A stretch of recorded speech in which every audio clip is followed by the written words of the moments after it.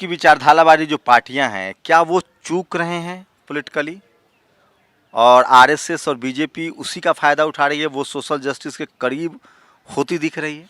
देखिए, बीजेपी 2014 के बाद से जो जिस बीजेपी को हम लोग देख रहे हैं, उस बीजेपी का एक नैरेटिव है कि 70 साल में कुछ नहीं हुआ था और हम सब कुछ करने आए हैं। तो उस सब कुछ इस वाले तर्क से वो उन सारी गलतियों का ही तो हिसाब करने की कोशिश कर रहे हैं। बीजेपी बड़ी शातिर ढंग से राजनीति करती है, उसका दिखाने का चेहरा एक होता है और मूल चेहरा उसका पीछे है, जो आरएसएस वाला चेहरा है।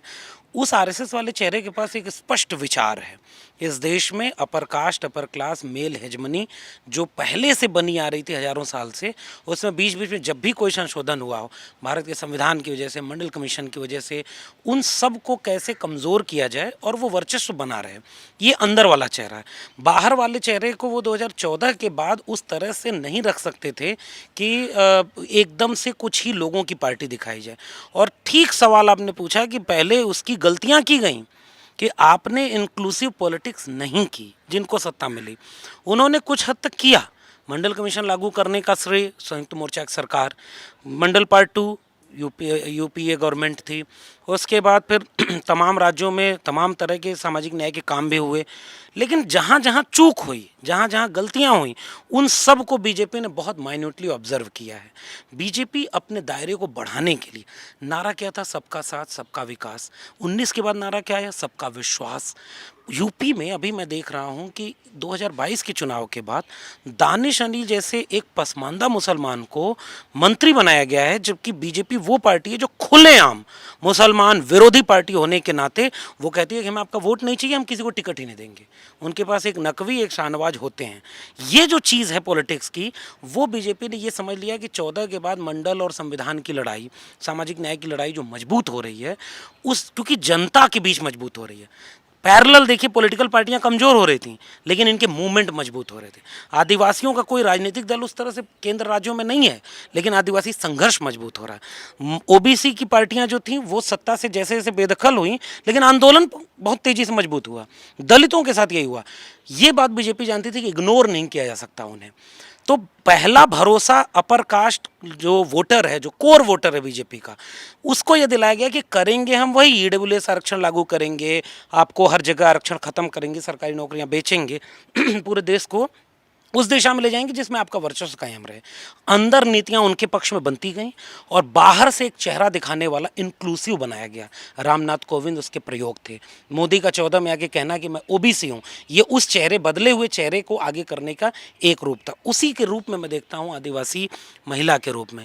लेकिन एक बात यह भी है कि 70 साल में आप लोग जितने लोग राज किए, उन्होंने ये मौका क्यों छोड़ा था बीजेपी के लिए? अभी विपक्ष की क्या मजबूरी थी? विपक्ष, एक बताइए, अखिलेश कह रहे हैं परशुराम जयंती, तेजस्वी कह रहे हैं A to Z, Mayawati ji कह रही हैं सर्वजन हिताय, और बीजेपी कह रही है SC ST OBC। अभी उसने वीकेंड मनाया, सोशल जस्टिस वीकेंड। तो ये बहुजन लीडरशिप वाली पार्टियां तो इस पर डिस्कस ही नहीं कर रही है, बात ही नहीं कर रही है।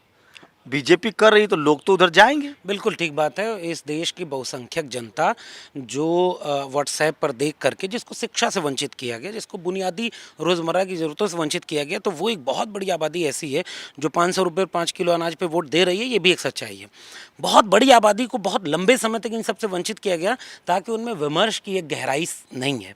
तो इसलिए बहुत सामान्य सी बात है, जब ओबीसी मोदी ने कहा ना कि मैं ओबीसी माँ का बेटा हूँ, तो ऐसा नहीं था कि ओबीसी लोगों ने बिल्कुल भरोसा नहीं किया भरोसा। रामनाथ कोविंद के आने का भी भरोसा लोगों ने किया कि हमारे लोगों को मौका तो दे रहा है। वैसे आदिवासी महिला हैं, उनके भी लोग आदिवासी कहेंगे कि हाँ भाई, 70 साल में क्यों नहीं दिया था आपने, आपके पास भी तो सरकार थी। एक बात।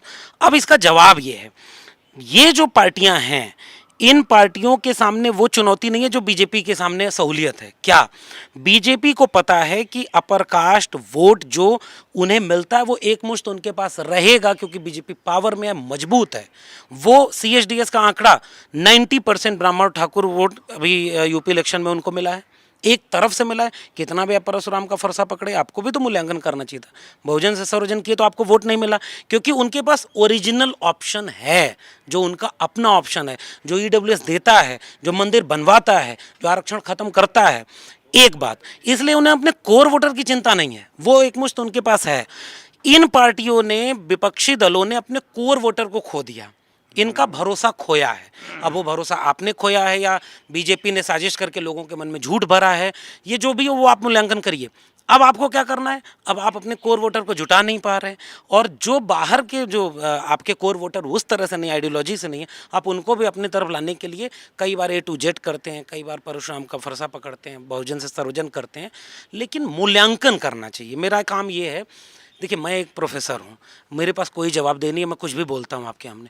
हो सकता है पॉलिटिकल पार्टियों के पास एक जवाबदेही हो, उनके पास तमाम नेता हों, सबको लेकर चलना हो, फिर भी मूल्यांकन तो करेंगे कि चुनाव पे चुनाव हारते हुए भी कहीं चूक हो रही है, वो विचारधारा की चूक तो नहीं है।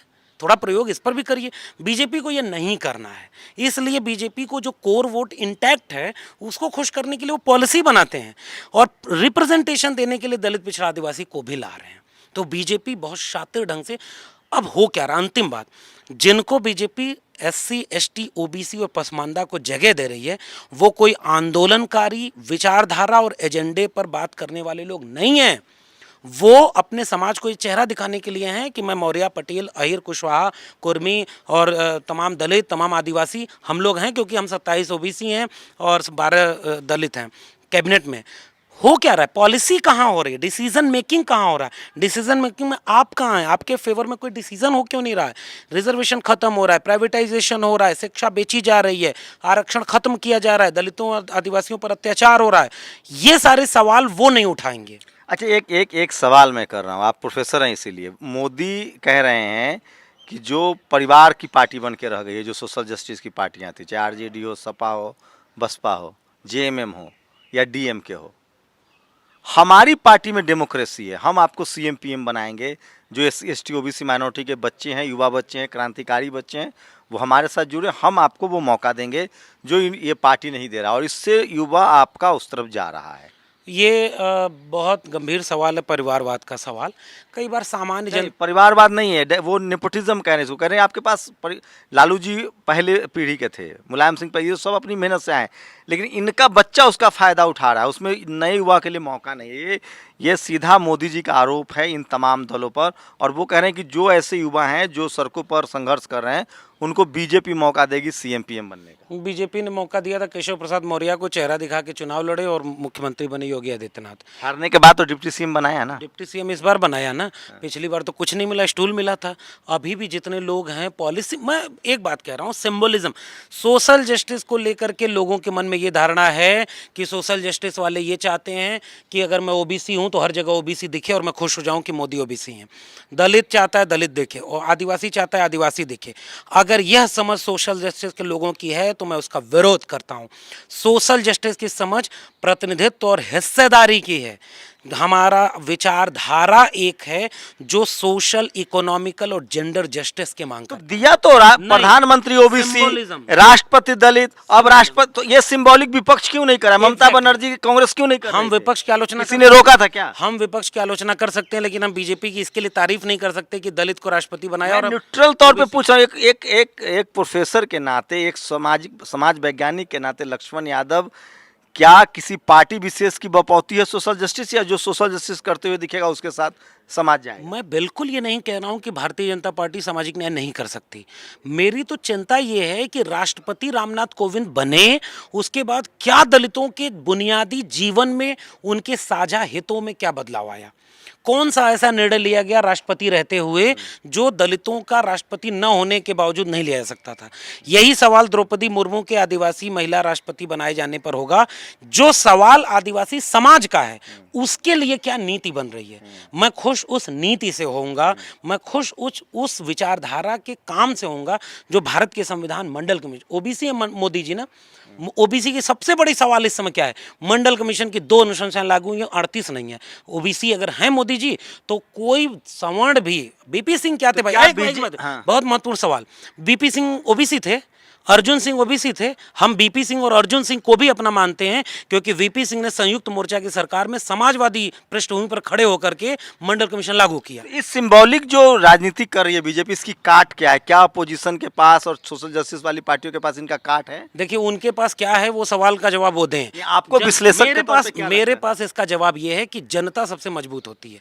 हम वो लोग हैं जिनको कोई पॉलिटिकल पार्टी में ना आज तक गए, न कभी टिकट मांगा, न चुनाव लड़े, लेकिन हमें लोग फोन करके करके जब कहते हैं कि आप हमारी बात बोलते हैं हमें अच्छा लगता है, तो मुझे लगता है कि वो ईमानदार और मेहनती लोग जो विचारधारा के लिए स्पष्ट हों, सड़क पर जाकर मेहनत करने के लिए कमिटेड हों, वही इसकी काट है। तो आप मानते हैं ना कि सोशल जस्टिस पार्टियों में जो सेकंड जनरेशन का नेता है उसमें आइडियोलॉजी क्राइसिस है, आइडियोलॉजिकल क्राइसिस है। हाँ, ये निश्चित तौर पर दिखता है और जनता भी आपको जवाब दे रही है साहब।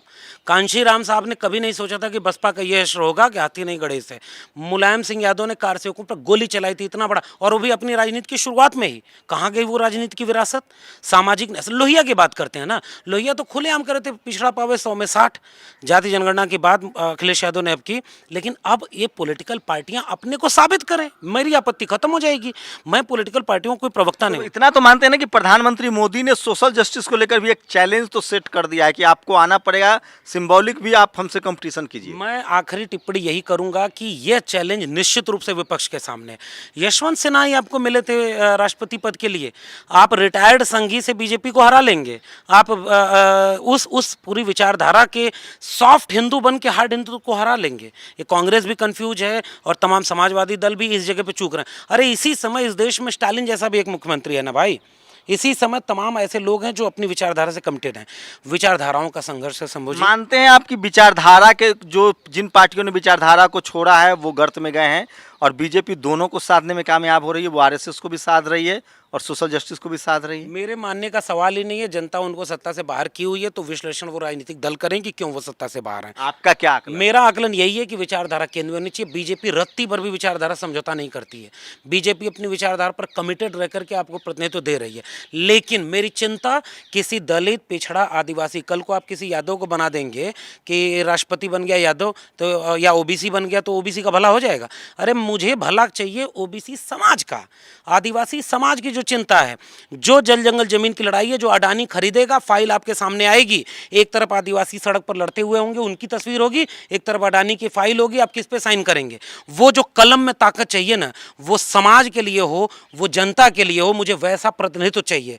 मुझे सिंबॉलिक प्रतिनिधित्व नहीं चाहिए। जो सिंबॉलिक प्रतिनिधित्व सामाजिक न्याय नहीं है, बीजेपी ये बात समझती है। इसलिए मैं बीजेपी के न्याय को सामाजिक न्याय नहीं कह रहा हूँ। मुसलमानों की लिंचिंग करवाइए और उसके बाद बनाइए एक शाहनवाज हुसैन को, मुख्तार अब्बास नकवी को, दानिश अंसारी को। जो दानिश अंसारी कभी ये आंख में आंख मिला करके अपने समाज को बता पाएंगे कि मुझे मौका मिला था तो मैंने तुम्हारे लिए न्याय किया था। वीपी सिंह ने किया था, अर्जुन सिंह ने किया था, कांशी राम ने और तमाम लोगों ने किया। भारत का संविधान लागू हुआ। तो आप मानते हैं कि जो सोशल जस्टिस वाली पार्टियां हैं वो कहीं ना कहीं आइडियोलॉजी को लेकर चूक कर रही है? सोशल जस्टिस वाली नहीं, कांग्रेस का क्या हाल है उसे आपके पास लीडर्स नहीं है। आप अपनी पॉलिटिकल पार्टी में रिफॉर्म करने को तैयार नहीं है। आप चुनाव हारते हैं, आप विश्लेषण नहीं करते, आप समीक्षा बैठक नहीं करते, आप कोई संगठनात्मक बदलाव नहीं करते। बीजेपी कम से कम ये तो कर रही है, 70 साल बाद दे रही है प्रतिनिधित्व। बीजेपी खराब कर रही है, आप अच्छा करो। ये तो हम तो कह रहे हैं। वामपंथी दलों को सुधरते सुधरते भाकपा माले एक पार्टी है। भाकपा माले एक ऐसी पार्टी है जिसको यह बात समझ में आ गई, वो आर्थिक और सामाजिक न्याय दोनों के लिए लड़ रही है ना। वो टिकट किसको देती है? तो ये सपा, बसपा, आरजेडी के सामने एक चुनौती है साहब। आप अपनी जनता से संवाद करो। क्या सुधार किया आपने? एक बार चलो ना जनता के बीच, सड़क से सड़क, अपने लोगों को जुटाओ फिर से और कहो कि बीजेपी कितना बड़ा विनाश कर रही है, पीढ़ियां विनाश कर रही है और कुछ लोगों को मुहर बना करके आगे कर दे रही है। जैसे आप लड़ने जाएंगे ना, ओबीसी कहेगा कि ओबीसी को कुछ नहीं मिला तो मोदी को आगे कर देगी। दलित कहेगा दलितों को कुछ नहीं मिला तो रामनाथ कोविंद को आगे कर देगी। कल को आदिवासी लड़ेंगे तो कहेगा 70 साल बनाया, 70-75 साल बाद हमने तो बनाया राष्ट्रपति, तुम हमसे क्यों कह सकते हो? ये सबसे बड़ा खतरा है। हमारे मिशन मूवमेंट, हमारे समाज की जरूरत, हमारे जनता की आवाज, पीढ़ियां खप गईं तब जाकर के एक विचारधारा, एक संघर्ष बनता है। कोई चुनाव नहीं लड़ा था कबीरदास ने, रविदास ने, बुद्ध ने। कोई चुनाव नहीं लड़ा था ज्योतिबा फुले और पेरियार ने। लोहिया कभी पॉलिटिकल पार्टी के लिहाज से बहुत बड़े नेता नहीं बने। डॉक्टर अंबेडकर कोई ढंग से चुनाव के लिए नहीं जीत पाए, लेकिन वो लोग इसलिए महत्वपूर्ण है क्योंकि उन्होंने एक विचार दिया है। आप सिंबॉलिक विचार, बीजेपी कह रहे हम इन्हीं के विचारों को आगे बढ़ा रहे हैं। नो, आप सिंबॉलिकली उनको आगे बढ़ा रहे हो जो उनके विचार के नहीं है, केवल उनकी जाति के हैं। और सामाजिक न्याय का मतलब जाति नहीं है। इसका जवाब मैंने दिया कि वीपी सिंह सवर्ण थे और फिर भी वीपी सिंह को गालियां मिली सवर्णों के द्वारा।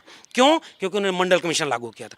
भगत सिंह कौन थे? क्या क्या BJP symbolic SC ST OBC minority को धोखा दे रही है? बहुत गहरा धोखा है, जिसको प्रतीकात्मक जनता को आप जब तक समझाने जाएंगे ना कि मोदी के ओबीसी होने, रामनाथ कोविंद के दलित होने, द्रौपदी मुर्मू के आदिवासी होने से तुम्हारा कोई भला नहीं है, ये बात आपकी कोई नहीं मानेगा। वो आम जनता जो बहुत कमजोर बनाई गई है, साजिशन बनाई गई है, वो इस बात को मान लेगी और एक बहुत बड़ा वोट बैंक उधर शिफ्ट होगा।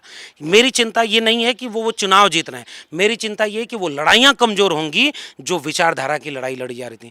कुछ चंद व्यक्तियों को आगे करके विचारों को मारा जा रहा है। बीजेपी वह सामाजिक न्याय कर रही है, हमारा सामाजिक न्याय। और ठीक बात है, इसमें सपा ने गलती की, बसपा ने गलती की। आपको राज्यसभा की सीटें मिली तो आपने किसको भेजा, आपको राष्ट्रपति पद के लिए चुनना हुआ तो आपने किसको चुना। आपने जो न्याय नहीं किया वो कर रहे हैं। लेकिन अब तो कम से कम आप तो बदलो। नहीं बदलोगे तो राजनीति से इतर, बतौर समाजशास्त्री, बतौर सामाजिक कार्यकर्ता, मेरी चिंता मेरे समाज को लेकर के है। इसलिए मैं कह रहा हूं कि विचार ही बचा सकता है, जाति केंद्र में नहीं है, सामाजिक और आर्थिक न्याय वह जब तक नहीं होगा, विचारधारा केंद्र में नहीं होगी, बीजेपी से आप लड़ नहीं पाएंगे।